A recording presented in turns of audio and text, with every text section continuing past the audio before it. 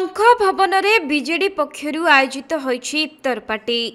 BJD संख्यालघु तरफरु आयोजित एही कार्यक्रम में मुख्य अतिथि भावे बीजेडी सभापति नवीन पट्टनायक जोगदे रमजान रे मुसलमान भाई और भौणी को शुभेच्छा देवा सहित ईद मुबारक जणाइछन्ति। रमजान में आप सब मुसलमान भाई और भौणी मानन को मोर अभिनंदन। तेबे रमजान मासर शेष दिन अवसर में रोजा भांगिबा सहित इफ्तार पार्टी रे सामिल होइथिले शह शह संख्यालघु। भाईचारा भितरे एही कार्यक्रम रे सबु धर्मर लोक माने इफ्तार पार्टी रे सामिल होइथिले। एथि सहित बीजेडी रो अनेक सांसद विधायक एवं वरिष्ठ नेता माने एथिरे जोग देइथिबा बेले बीजेडी सभापति नवीन पट्टनायक मध्य जोग देइ बेस खुशी अनुभव करिसंती।